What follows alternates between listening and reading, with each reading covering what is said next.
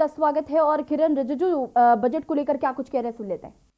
Budget बता रहा है, लेकिन आपका क्या कहना है बजट को लेकर? बहुत सारे एक्सपेक्टेशंस थी। आप इस बजट को अगर गौर से देखोगे तो हेल्थ सेक्टर के लिए और एग्रीकल्चर सेक्टर के लिए जो प्रावधान रखा है और पिछले 6.5 साल में जो मोदी जी ने जो किया है और इस बजट में जो देखा है, भारत के इतिहास में कृषि क्षेत्र के लिए और इंफ्रास्ट्रक्चर, गांव के लिए और पूरा जो इकोनॉमी के लिए इतना मुश्किल हालात में महामारी के समय ऐसा बजट दिया, इसको कोई विरोध कर ही नहीं सकता है। अगर कोई विरोध करते हैं तो वो बिल्कुल राजनीतिक है।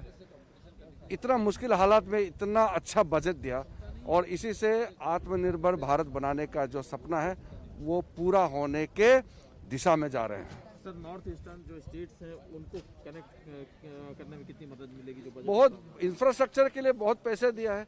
इंफ्रास्ट्रक्चर में इतना बढ़ाया, जबकि कोविड के समय हमारा अर्थव्यवस्था में काफ़ी कोविड की वजह से नुकसान हुआ, फिर भी कोई बजट का एलोकेशन में कमी नहीं हुआ।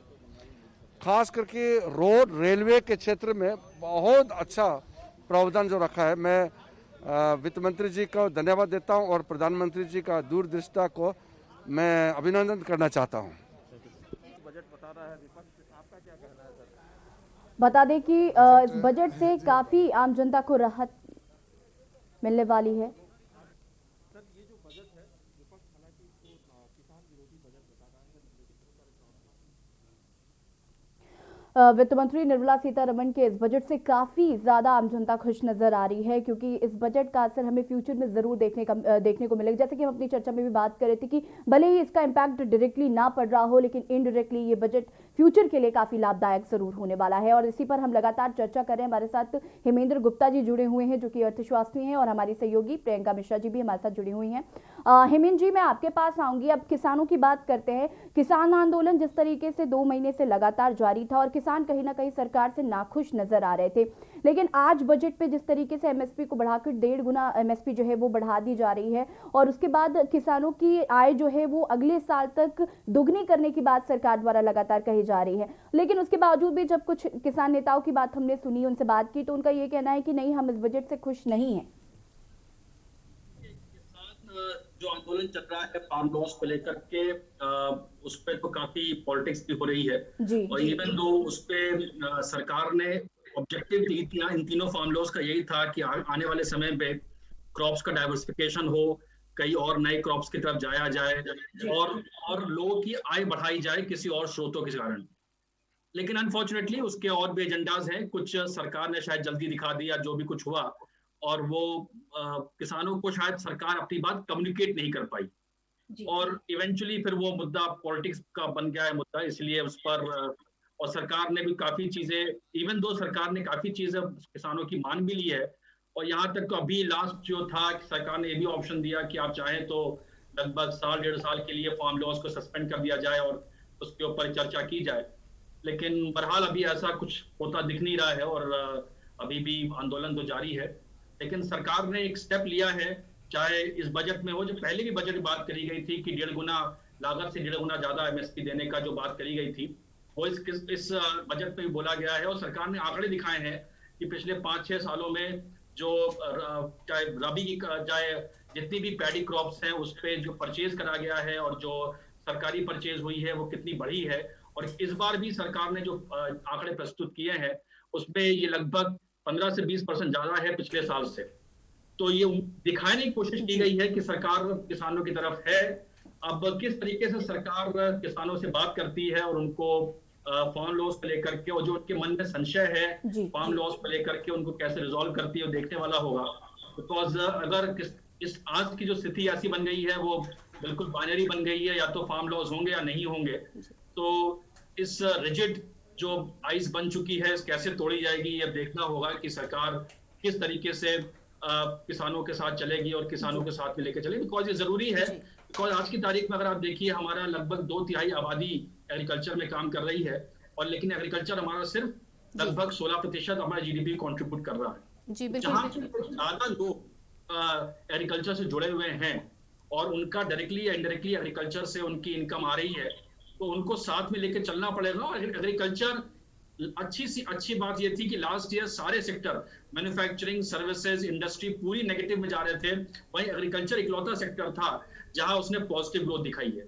तो ओवरऑल जीडीपी इवन दो पहले क्वार्टर में 24% गिरी, उसके बाद 7.5% गिरी, उम्मीद है शायद इस बार पॉजिटिव आ जाए, लेकिन उस समय भी एग्रीकल्चर हमारा पॉजिटिव में जा रहा था। जी बिल्कुल तो इसलिए एग्रीकल्चर को देखना पड़ेगा और किसानों को साथ में लेकर के अपनी बात को किस तरीके से कम्युनिकेट करना है, जहां शायद मेरे को ऐसा लगता है पिछली बार में सरकार ने बड़ा आसानी से मान लिया कि इसे किसान सब मान जाएंगे और वो बात अपनी कम्युनिकेट प्रॉपर्ली नहीं कर पाए। जी बिल्कुल हेमेंद्र जी, यहाँ पर हमने किसानों की तो बात कर ली, अब मैं आपसे बात करना चाहूंगी देश की आधी आबादी की यानी कि महिलाओं की। आपसे ये समझना चाहूंगी इस बजट में महिलाओं के लिए क्या कुछ मिला है या फिर उन्हें निराशा ही हाथ लगी है? महिलाओं के लिए तो जो उन्होंने जो स्टार्टअप और स्टैंड अप वाली जो स्कीम्स थी उस पे उन्होंने उस पे डेवलपमेंट किया है। और दूसरा चीज है, एक बहुत ही पॉपुलर स्कीम सरकार की थी उज्ज्वला स्कीम जो थी, जो प्राइम मिनिस्टर मोदी की बहुत ही पेट स्कीम है और पिछले इलेक्शन में भी इन्होंने इस स्कीम के बारे में अच्छा बोला था। अच्छा स्कीम भी है और काफी हद तक ये स्कीम सक्सेसफुल रही है और उस स्कीम का रीच बढ़ाने की बात करी गई है कि 1 करोड़ और लोगों को, महिलाओं को जो चूल्हे से यूज कर रही हैं, उनको इसको रीच बढ़ाई जाएगी। तो लगभग उम्मीद है कि अब 10-12 पहले ही लगभग 9-10 करोड़ के आसपास ये उज्ज्वला स्कीम पहुंच गई है। तो उम्मीद है कि 10-12 करोड़ महिलाओं के पास जो नीचे स्तर पे हैं और अभी भी चूल्हे पे डिपेंडेंट हैं, उनको ये उज्ज्वला स्कीम का फायदा मिलेगा। इवन जब कोविड पैकेज आया था उसमें उज्ज्वला स्कीम का ही यूज किया गया था, कुछ समय के लिए इसमें सिलेंडर्स फ्री दिए गए थे और तो उसी स्कीम को यहाँ पे आगे बढ़ाया गया है और ये एक सराहनीय स्टेप है, बिकॉज जो नीचे तबके का लोग हैं उनको सहूलियत पहुंचे, ये इसके बारे में बात की गई है। जी बिल्कुल हेमेंद्र जी, तो कहीं ना कहीं ये बजट जो है वो जरूर खुश कर देने वाला है महिलाओं के लिए भी। और हमारे साथ हर्ष गुप्ता जी जुड़ चुके हैं जो कि सीए हैं, बहुत बहुत स्वागत है सर आपका। Thank you ma'am. Harsh ji, वित्त मंत्री निर्मला सीतारमण ने 2021-22 का बजट पेश कर दिया है। सबसे पहले तो मैं आपसे समझना चाहूंगी कि इस बजट पे क्या कुछ खास है।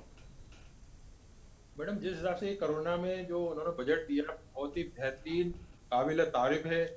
जितनी उम्मीद की जा रही थी उससे कहीं भारत, आप देखिए बाजार में भी कितनी खुशियां, एकदम जो उल्टा लग रहा था कि पता नहीं क्या मार्केट क्या कहेगा, बजट से एकदम जो खुशियां लौटी हैं, इससे ज्यादा उम्मीद उनसे की भी नहीं जा सकती। बिल्कुल, जिस तरीके से निर्मला सीतारमण इस बात का जिक्र भी कर रही थी कि हमने आपदा को अवसर में बदलने वाला इस बजट को वैसे पेश किया है, क्योंकि इस बार डिजिटल पूरी तरीके से थीम रखी गई, डिजिटल इस बजट को पेश किया गया और तमाम चीज़ों का ध्यान रखा गया। टैक्स पेयर्स जैसे उनको राहत की बात करी गई, उनके राहत के लिए बात की गई, कोई एक्स्ट्रा टैक्स नहीं लगाए गए हैं, तमाम तरीके की खुशी जो है वो देखने को मिल रही है। क्या इस बजट में कहीं कोई कमी आपको नजर आई? थोड़ा सेंथिल जी ये किया है, थोड़ा टैक्स स्लैब में थोड़ा सा चेंजेस करना चाहिए था। जो एक मध्यम वर्गीय परिवार की जिससे उम्मीद की जाती थी कि थोड़ा सा स्लैब पर थोड़ा सा चेंजेस करें, 80C में थोड़ी सी बढ़ाई जाए लिमिट, है ना। मेडिक्लेम में भी बढ़ाई जाता है, कोरोना काल में मेडिक्लेम में भी लोगों का काफी पैसा कुछ लगा हुआ है, उसमें भी थोड़ा सा उनको कहीं ना कहीं ध्यान उस पर देना ही चाहिए था, जो उन्होंने नहीं दिया है। तो उसमें थोड़ी सी कमी रही है। टैक्स स्लैब को बढ़ाना चाहिए था, मेडिक्लेम को जो 30,000 जो दे रखा है उसको बढ़ाना चाहिए था, 80C का भी बढ़ाना चाहिए, होम लोन की वो डिडक्शन बढ़ाना चाहिए था उनको, जो थोड़ी सी कमियां रहेंगी। जी बिल्कुल, परिवार काफी कुछ उम्मीद कर रखा था, वो थोड़ा सा रोष है उसमें। जी बिल्कुल हर्ष जी, तो यहाँ पर यही कहेंगे कि डायरेक्टली जो फायदे मिलने चाहिए थे वो नहीं मिले हैं। कुल मिला के हर कोई यही कह रहा है कि चुनावी बजट ना होकर ये आगे आने वाले समय का बजट है और शायद यही वजह है कि डायरेक्ट लाभ अभी नहीं मिला है, लेकिन आगे आने वाले समय में काफी लाभ हो सकते हैं। आपको क्या लगता है? बिल्कुल सही बोला आपने। जिस हिसाब से इंफ्रास्ट्रक्चर में और रेलवे में जो बड़े बड़े टायर 2 सिटीज हैं, जिस हिसाब से उन्होंने जो बनाया है, आने वाले समय के लिए बहुत ही बेहतरीन बजट साबित होगा। बिल्कुल सही कहा जी, आने वाले उसके लिए पैसा आएगा, इससे रोजगार भी बढ़ेगा, है ना। मेट्रो का वो भी बढ़ेगा, बड़े बड़े फ्लाईओवर जो बन रहे हैं उसको भी थोड़ी गति आएगी। रेलवे के लिए जो बड़ा तैयार किया सीतारमण जी ने, उसका भी फायदा मिलेगा हमको। और अखिलेश यादव जी क्या कुछ कह रहे हैं, सुन लेते हैं। और पूरे देश के किसान धरने पर हैं या कहीं ना कहीं इस धरने से जुड़े हुए किसान हैं। आखिरकार इस बजट ने उन तमाम किसानों के लिए क्या दिया है जो बैठ करके एमएसपी मांग रहे हैं, और वही भारतीय जनता पार्टी जो हमेशा ये कहते रही कि हम आय दोगुनी करेंगे, क्या इस बजट के माध्यम से किसानों की आय दोगुनी हो रही है? जहां तक इकोनॉमी को आगे बढ़ाने का सवाल था, लगातार हमारी अर्थव्यवस्था नीचे गई है। जब से नोटबंदी हुई, अर्थव्यवस्था को धक्का लगा, उससे ज़्यादा धक्का लगा जीएसटी को लागू करने से। बाद में कोविड आ गया। जो अर्थशास्त्री हैं, जो जागरूक लोग हैं, वो यही मानते थे कि ये जो बजट आएगा ये कहीं ना कहीं हमारा डिमांड क्रिएट करेगा, और बाज़ार में जब तक डिमांड क्रिएट नहीं होगी आपकी अर्थव्यवस्था आगे नहीं बढ़ेगी। तो किसान दुखी है। अर्थव्यवस्था के लिए कोई बड़ा फैसला नहीं लिया गया। हमारे नौजवान जो पढ़े लिखे हैं, जो पढ़ाई करना चाहते हैं, आगे बढ़ना चाहते हैं, आखिरकार नौजवानों के लिए काम, रोज़गार और नौकरी के लिए क्या व्यवस्था की है? क्या रोज़गार मिल जाएगा? ये तमाम जो बड़े बड़े वादे किए गए हैं उन्हीं प्रदेशों में किए गए हैं जिन प्रदेशों में चुनाव है। ये बजट निराशाजनक बजट है, दिशाहीन बजट है। और दिशाहीन मैं इसलिए बोल रहा हूँ कि भारतीय जनता पार्टी एक समय पर कहती नहीं थक रही थी कि उन्हें अर्थव्यवस्था $5 ट्रिलियन की बनानी है। क्या इस बजट से हम कहीं भी $5 ट्रिलियन इकोनॉमी के आसपास भी पहुंच रहे हों? और फिर जब हम बजट का देखते हैं, उत्तर प्रदेश में सबसे ज़्यादा एक्सप्रेसवे बन रहे हैं। वहाँ के मुख्यमंत्री लगातार ये कोशिश कर रहे हैं कि देश में सबसे ज़्यादा एक्सप्रेसवे बने। तमाम एक्सप्रेसवे जो प्रधानमंत्री जी ने शिलान्यास किए, क्या समय से पूरे हो जाएंगे? क्या उस क्वालिटी से बनेंगे जिस क्वालिटी से आगरा लखनऊ एक्सप्रेसवे बना था? तो एक्सप्रेसवे नहीं बन रहे हैं। बुंदेलखंड एक्सप्रेसवे बनना था, वो नहीं बन रहा है। मैं तो पिछले 15-20 साल से देख रहा हूँ, न जाने कितनी सरकारें आईं, NHAI बड़े बड़े दावा करती है, लेकिन क्या GT रोड 4 लेन 6 लेन हो गई है? मैं स्पेसिफिक कहता हूँ, शाहजहाँपुर में एक ब्रिज है रोज़ा के पास, पिछले 15 साल से NHAI बना रही है। क्या वो ब्रिज बन गया? आजमगढ़ में जो NHAI की सड़क है, दावा तो ये करते हैं कि हम हवाई जहाज उतार देंगे, हम हवाई जहाज उतारने वाली सड़क बनाएंगे। लेकिन देखिए आजमगढ़ की सड़क जो NHAI ने बनाई है, अगर उस पर चल लें तो शायद आपके पेट में दर्द हो जाएगा। तो जो लोग सपना दिखाते थे $5 ट्रिलियन इकोनॉमी का, उन्होंने किसान को निराश किया है। उद्योग जगत को बहुत बड़ा लाभ नहीं दिखाई दे रहा होगा, नौजवान को नौकरी रोज़गार नहीं है। इस बजट ने हमारे गरीबों किसानों को धोखा दिया है। किसान लगातार प्रदर्शन कर रहे हैं और उनकी मांग एक ही चीज़ है कि जो 3 कानून हैं उनको वापस लिए जाएं। ये बजट से इतर सवाल मैं पूछ रहा हूँ आपसे। समाजवादी पार्टी का पूरा समर्थन है किसानों को, और ये तीनों बिल वापस होने चाहिए, क्योंकि जो इंफ्रास्ट्रक्चर समाजवादी सरकार में बन रहा था, बड़ी बड़ी मंडियाँ, एक्सप्रेसवे के किनारे मंडियाँ, या किसान बाजार, या किसान को क्या सुविधाएं दे सकते हैं, उस तरह के रास्ता अपनाया था, लेकिन वो सब का सब रुक गया। आखिरकार वो मंडियां क्यों रोक दी गई? वो कौन से स्थान हैं जहां पर किसान को अपनी फसल का पैदावार मिलेगी? धान में लुट गया, मक्के में लुट गया, अभी तो सरसों आने वाली है। अगर विदेश से तेल आ जाएगा, एडिबल ऑयल बड़ी बड़ी कंपनियां बनाएंगी, ब्रांडेड कंपनियां बनाएंगी, तो हमारे देश का एडिबल ऑयल का क्या होगा? जो देसी हमारा तेल है, जो पिराई के माध्यम से बाज़ार में पहुंचता था, आखिरकार उसके लिए क्या बाज़ार है? हमारे जो गरीब हैं, किसान हैं, वो कैसे ब्रांडेड बना पाएंगे? वो कैसे मार्केटिंग कर पाएंगे? एक गरीब किसान थोड़ी मार्केट कर पाएगा। उसके लिए क्या इंफ्रास्ट्रक्चर है? इसलिए बाज़ार पे छोड़ देना किसान की पैदावार को, और किसान को बाज़ार में छोड़ देना शायद हमारे किसान को आगे नहीं ले जा सकता। मैं बधाई देता हूं किसानों को, कम से कम वो खड़े हैं और इन तीनों कानूनों को चाहते हैं कि वो वापस हो। बीजेपी ने कहा है, सरकार ने कहा है कि ये बजट देश को आत्मनिर्भर बनाएगा, नौजवानों को आत्मनिर्भर बनाएगा। दुनिया में जहां हमारी आबादी ज़्यादा है, नौजवानों की भी आबादी सबसे ज़्यादा है। मैं ये जानना चाहता हूँ कितने नौजवानों को ये सरकार आत्मनिर्भर बना पा रही है? हमारे कितने गरीब किसानों को आत्मनिर्भर बना रही है? हमारे कितने उद्योग, जो छोटे उद्योग हैं, जो मीडियम स्केल इंडस्ट्री है, उसको कितना आत्मनिर्भर बना रही है? ये लगातार इस बात को कहना कि आत्मनिर्भर हो रहे हैं, आत्मनिर्भर हो रहे हैं, कोई आत्मनिर्भर नहीं हो रहा। जिस तरह का बजट है, जिस तरह की अर्थव्यवस्था को बेच करके पैसा कमाना सरकार को एसेट क्रिएट करने चाहिए। सरकार एसेट कब क्रिएट करेगी? जो सरकारी एसेट है वो भेज देंगे, और कंट्रोल किसके पास रहेगा? इसलिए सरकार सपने ना दिखाए, सरकार सच्चाई से गरीबों की, किसानों की मदद करे। कितना नंबर देंगे इस बजट को? क्योंकि पिछले जो बजट आए हैं $5 ट्रिलियन की इकोनॉमी की बात करते थे, इस बजट में तो $5 ट्रिलियन इकोनॉमी की बात नहीं हुई, तो क्या नंबर उम्मीद करेगी सरकार? और हमने यहाँ पर अखिलेश यादव को सुना, तो हम लगातार जिस तरीके से बात कर रहे हैं कि विपक्ष कहीं ना कहीं इस बजट से नाखुश नजर आ रहा है, और अखिलेश यादव ने भी ये बात कही कि ये बजट किसानों को निराश कर रहा है, गरीबों को निराश कर रहा है, मध्यम वर्गीय लोगों को निराश कर रहा है। लेकिन जिस तरीके से हम एक्सपर्ट से भी बात करें तो उनका कहना है कि ऐसा बिल्कुल नहीं है। ये जो बजट है ये फ्यूचर को सिक्योर कर रहा है, भले ही हमें डायरेक्टली इम्पैक्ट ना दे पा रहा हो, लेकिन इनडायरेक्टली इसका आने वाले समय में बहुत बड़ा इम्पैक्ट पड़ेगा, और ये आत्मनिर्भर भारत की शुरुआत है और उसकी तरफ ये अग्रसर है। और हम इसी पर चर्चा कर रहे हैं। हमारे साथ हेमेंद्र गुप्ता जी जुड़े हुए हैं, हमारे साथ हमारी सहयोगी प्रियंका जी भी जुड़ी हुई हैं, और हमारे साथ दिल्ली से ब्यूरो चीफ अमित दुबे भी जुड़े हुए हैं।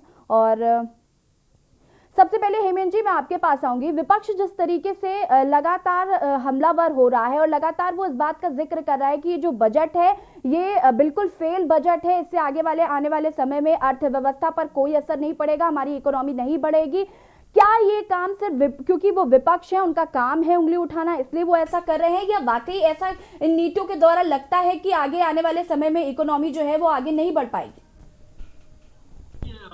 वो तो एक ऑपोजिशन है, और ऑपोजिशन का तो एक काम होता है कि जो प्रजातंत्र में हर ऑपोजिशन का काम होता है कि वो भी सरकारी पॉलिसी आए, सरकारी बजट आए, उसमें कमियां निकाले, और उनका सही दायित्व भी है, उनको करना भी चाहिए।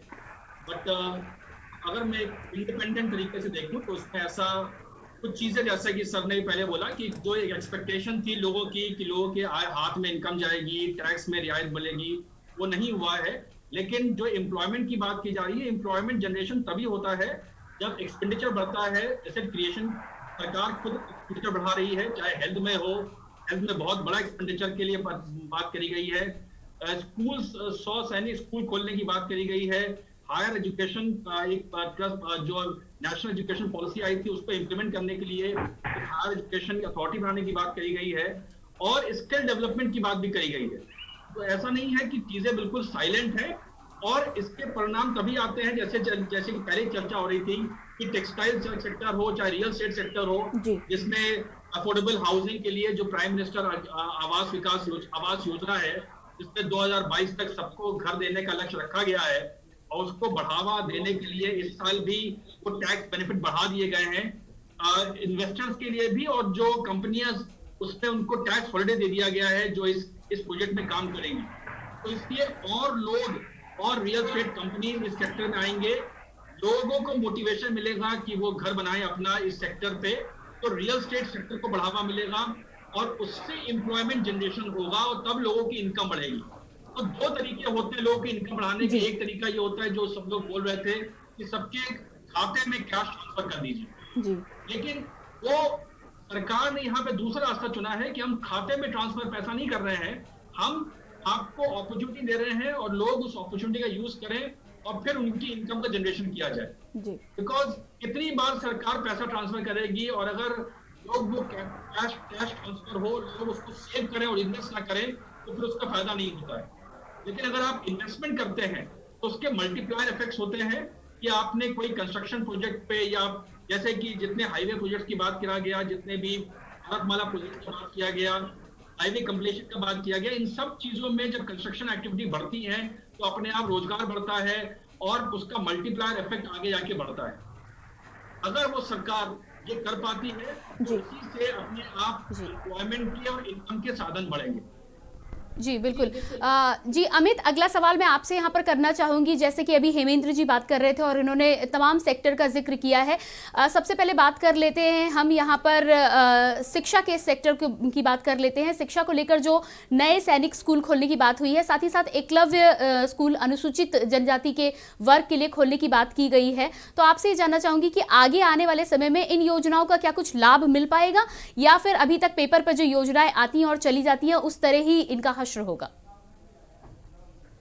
देखिए, सबसे बड़ी बात शिक्षा की बात करें और स्वास्थ्य की बात करें, दोनों ऐसी चीजें हैं जिनके जो जिस तरह से कोरोना महामारी पूरे देश में फैली थी, उसके बाद में इनका एक बड़ा अभाव देखने को मिला।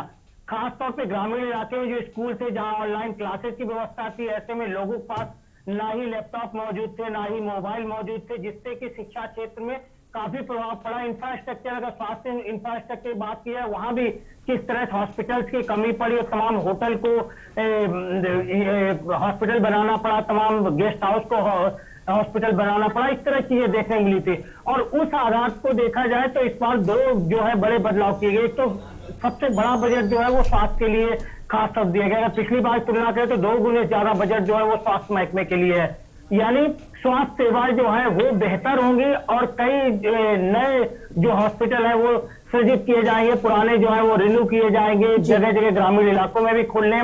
और दूसरी बड़ी चीज की 15,000 स्कूलों को यहाँ पे आदर्श स्कूल बनाने की बात कही गई। स्कूल इंडिया में बहुत सारे हैं, तमाम प्रदेशों में सरकारी स्कूल चल रहे हैं, लेकिन उनकी हालत जो है पूरा देश जानता है किस तरह की हालत से ये स्कूल गुजरते हैं। तो ऐसे में अगर 15,000 स्कूल आदर्श स्कूल बन जाते तो एक बड़ी उपलब्धि होगी। अब सरकार ने अनाउंस कर दिया, बजट में अनाउंस कर दिया गया है। जमीनी हकीकत क्या होगी ये आने वाला वक्त बताएगा, समय का इंतजार करना होगा। दूसरा, कई यूनिवर्सिटी खोलने पे भी बात कही गई, यहाँ तक कि लेह लद्दाख में भी यूनिवर्सिटी की बात कही गई है। तो सरकार भी जानती है कि इंफ्रास्ट्रक्चर को डेवलप करना होगा, शिक्षा क्षेत्र में भी सुधार की बहुत ज्यादा जरूरत है, स्वास्थ्य महकमे में भी सुधार की बहुत ज्यादा जरूरत है, कैसे लोगों को रखा जाए। दूसरी बड़ी चीज कि चूंकि सारी चीजें जो है वो डिजिटलीकरण के जरिए हो रही है, यहाँ पे भी जो जनगणना होगी वो डिजिटल वे में होगी, यानी उसके लिए भी 3,000 करोड़ ज्यादा का बजट है। और डिजिटल वे में जब एक बार जनगणना होगी तो अगले टाइम जब जनगणना की नौबत आएगी, इस तरह चीजें आएगी, तो सरकार खासी मशक्कत नहीं करनी पड़ेगी, आसान वे में सारी चीजें होती चली जाएंगी। जी। और भारतीय जनता पार्टी के सांसद जगदम्बिका पाल जी से हमारे संवाददाता ने खास बातचीत की है, आपको सुना देते हैं। सर, जगदम्बिका पाल हमारे साथ हैं। सर, आज के बजट को लेकर बात करें तो पहली प्रतिक्रिया यह है कि ये देश के बुनियादी ढांचाओं को मजबूत करेगा, भारत के किसानों को उनकी आय को दुगना करने का ये बजट है और इस बात की गारंटी है कि जो उनकी उपज होगी उसका 1.5 गुना उनको एमएसपी मिलेगा और इसीलिए 75,000 करोड़ उनके खरीद का पैसा गया है। और जो एक आत्मनिर्भर भारत की बात है कि आत्मनिर्भर भारत के पैकेज की बात जो कही थी, आप आरबीआई की रिपोर्ट देख लें 1, 2, 3 में कि 2.27 लाख करोड़ बजट का 13% अधिक हमने दिया है देश की जनता को। और ये जो लोगों के रोटी कपड़ा मकान की एक बुनियादी ढांचे की ज़रूरत है वो आज इस बजट में उन्होंने कहा है वित्त मंत्री ने कि हम we are committed for education for all, housing for all, drinking water for all, health for all. तो जो लोगों को चाहिए स्वास्थ्य, कपड़ा, मकान, रोटी, वो दिया। हमने कोविड में मतलब 80 करोड़ लोगों को 5 किलो प्रति यूनिट देते रहे और आपने देखा कि वैक्सीन के लिए हमने 35,000 करोड़ का प्रोविज़न किया। एक कोरोना की नई चुनौती आ गई, 35,000 करोड़ हम वैक्सीन के लिए दे रहे हैं, कोई टैक्स भी नहीं लगा रहा है। अभी हम केरला गए थे और आंध्रा से जब हम बाई रोड निकले तिरुपति से और उसके बाद मैं बेंगलुरु आ रहा था तो आप यकीन कर लीजिए कि वहाँ पे रोड की स्थिति क्या थी। आज तिरुपति पूरे देश के लोग जाते हैं। अभी चेन्नई से, बेंगलुरु से, हैदराबाद से अभी भी 8 लेन की कनेक्टिविटी नहीं है, 4 लेन तक की कनेक्टिविटी नहीं है चेन्नई से लेकर के तिरुपति तक। नेशनल हाईवेज का जितना बड़ा मतलब कन्याकुमारी से कश्मीर तक का बजट किया है 1.1 लाख करोड़ का, या लेह में खोल रहे हैं हम सेंट्रल यूनिवर्सिटी, जिस तरह से हमने मेडिकल कॉलेजेज 536 मेडिकल कॉलेजेज कर दिया है। तो मुझे लगता है कि इस देश में जो लोगों की ज़रूरत थी वो इसको पूरा करने वाला बजट होगा। तो ये थे जगदम्बिका पाल जो साफ तौर पर कह रहे थे कि ये बजट लोगों की संभावनाओं को पूर्ण करने वाला बजट होगा जिसका लोग इंतजार कर रहे थे। कैमरामैन दीपक शर्मा के साथ अमित दुबे, के news, Delhi. PhD chambers of commerce के बजट को लेकर क्या कुछ कहना है, सुन लेते हैं। एक्सपीरियंस है एग्जीक्यूशन का, तो आप एग्जीक्यूशन का एक्सपीरियंस आपके पास भले ही हो मगर हम आपसे नहीं कराएंगे, हम फॉरेन कंपनियों से कराएंगे। या कंडीशन ऐसी डालनी चाहिए जो कि फॉरेन कंपनीज के पास ही अवेलेबल है। तो जानबूझ के लाल कलर का बटन होना चाहिए, क्योंकि फॉरेन कंपनी लाल कलर का बटन लगाती है मोबाइल फ़ोन पे, तो लाल कलर का बटन होना चाहिए। ऐसे काम शोभा तो नहीं देते मगर ऐसे किए जा रहे हैं, तो एग्जीक्यूशन स्टेज पे ये गड़बड़ है। भारत सरकार शायद इसको देखेगी और जहाँ पे भी ये गलतियाँ हो रही हैं वहाँ पे इनको रोका जाएगा, यही हमारी आशा है। Thank you. वित्त मंत्री निर्मला सीतारमण ने 2021-22 का बजट पेश कर दिया है। लगातार हम इस पर चर्चा कर रहे हैं कि किस तरीके से ये बजट जो है वो आम जनता के लिए लाभदायक होगा। हमारे साथ हेमेंद्र गुप्ता जी जुड़े हुए हैं, हमारे साथ हमारी सहयोगी प्रियंका भी जुड़ी हुई है। प्रियंका, आपने देखा कि किस तरीके से लगातार विपक्ष कहीं ना कहीं इस बजट से खुश नजर नहीं आ रहा है, और हम लगातार बात कर रहे हैं कि आम जनता को ये बजट कैसे फायदेमंद साबित होगा, और लगातार इस बात पे भी जोर दे रहे हैं, हमारे अर्थशास्त्री भी इस बात को लगातार कह रहे हैं कि भाई डायरेक्टली भले ही इम्पैक्ट ना पड़ रहा हो, लेकिन इनडायरेक्टली इम्पैक्ट जरूर पड़ रहा है। जी बिल्कुल यशी, आपने बिल्कुल यहाँ पर ठीक कहा है।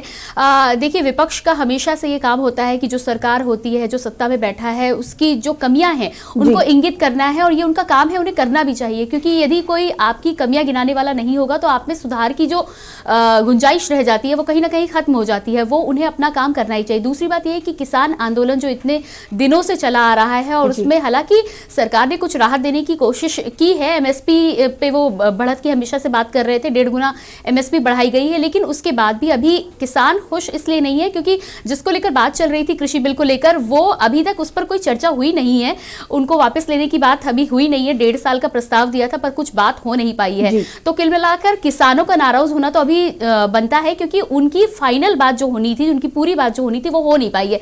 लेकिन उसके अलावा यदि हम देखें तो तमाम ऐसे सेक्टर हैं, चाहे इंफ्रास्ट्रक्चर की बात करें या फिर टेक्सटाइल सेक्टर की बात करें, शिक्षा के सेक्टर की बात करें, कुल मिला के एक तरह से देखा जाए तो ये बजट ऐसा है जैसा कि कोई फाउंडेशन डाली जाती है। ये फाउंडेशन डाली गई है, आगे इमारत कैसी बनेगी आने वाले समय में पता चलेगा। और प्रधानमंत्री नरेंद्र मोदी क्या कुछ कह रहे हैं, सुन लेते हैं।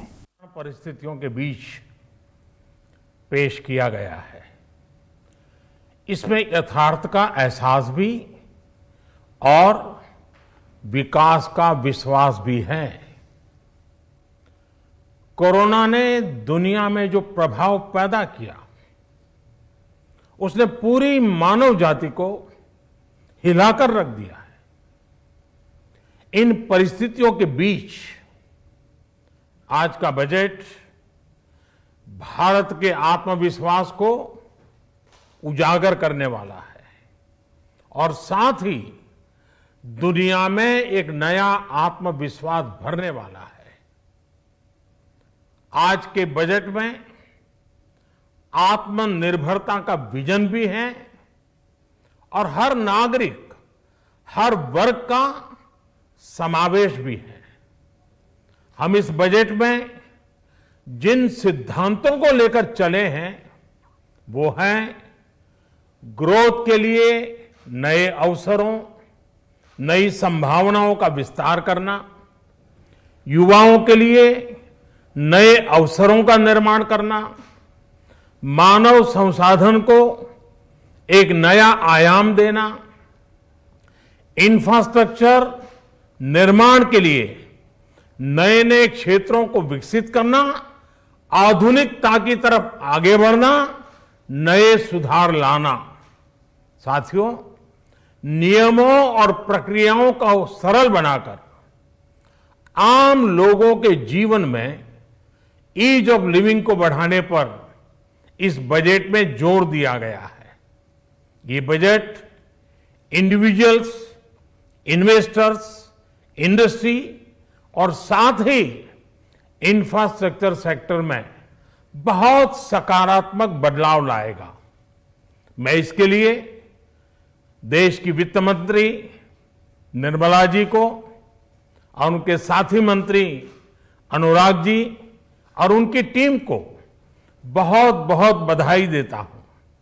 साथियों, ऐसे बजट देखने को कम ही मिलते हैं जिसमें शुरू के 1-2 घंटों में ही इतने सकारात्मक रिस्पांस आए।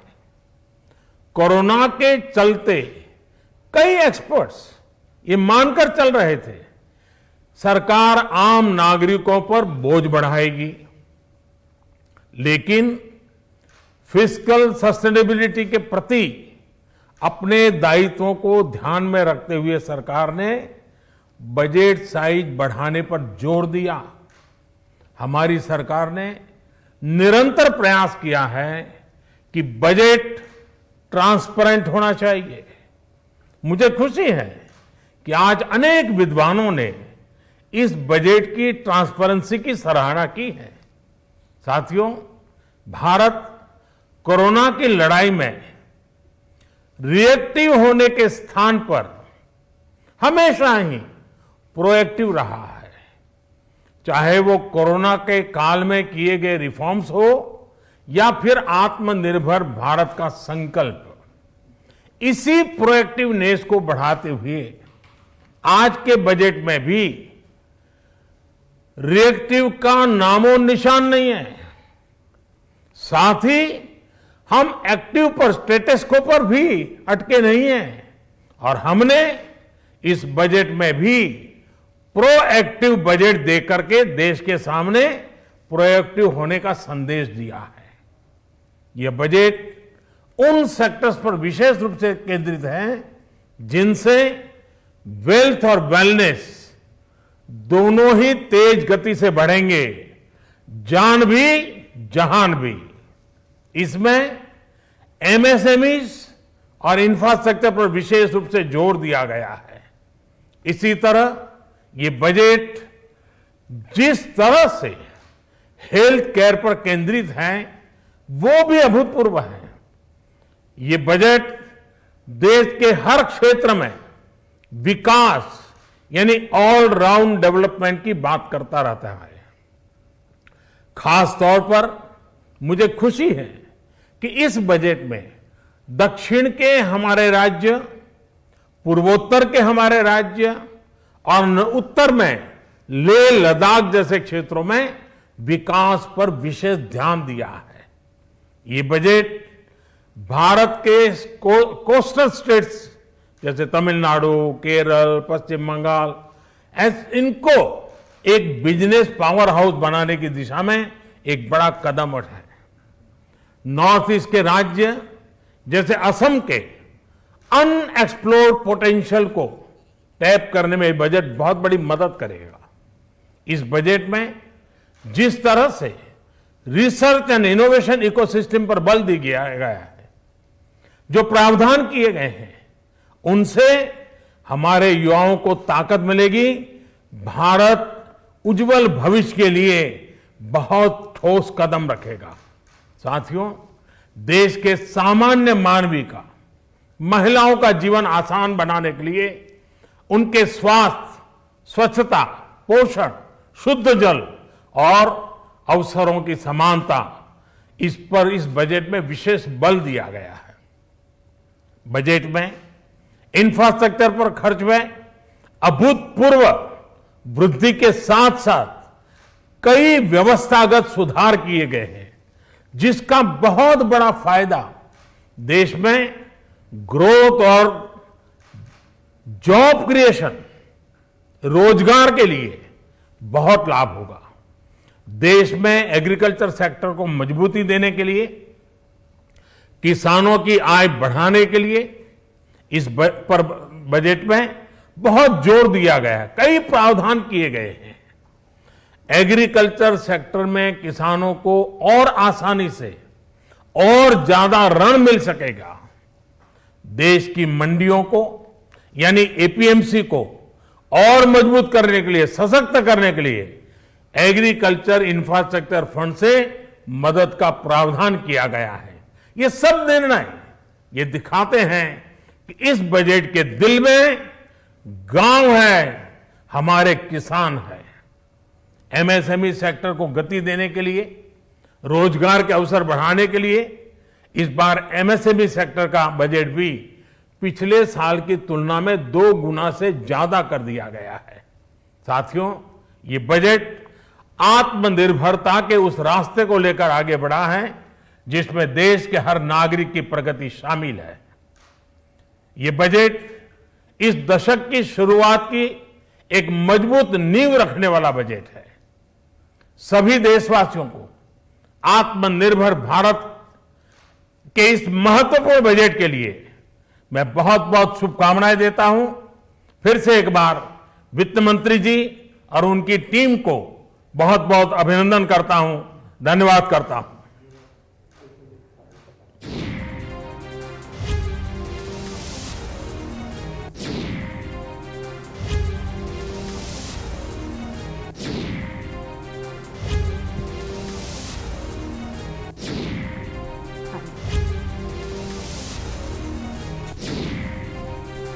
और ये आप देख सकते हैं बड़ी खबर, बजट बनाने वाली पूरी टीम को बधाई दी है प्रधानमंत्री नरेंद्र मोदी ने। आत्मनिर्भर भारत प्रोएक्टिव सोच का ये नतीजा। बजट में स्वास्थ्य सुविधाओं पर जोर दिया गया है। और ये बड़ी खबर आप देख सकते हैं, बजट पेश होने के बाद पीएम नरेंद्र मोदी ने लाइव कार्यक्रम किया। बजट में भारत के आत्मविश्वास को उजागर किया गया है। असाधारण स्थिति में बजट पेश किया गया। बजट में आत्मनिर्भरता का विजन है। और फिलहाल रुकेंगे एक छोटे से ब्रेक के लिए, लेकिन ब्रेक के बाद भी बजट पर अपनी नजर हम यूं ही बनाए रखेंगे। आप देख रहे हैं के न्यूज, खबरों का सारथी।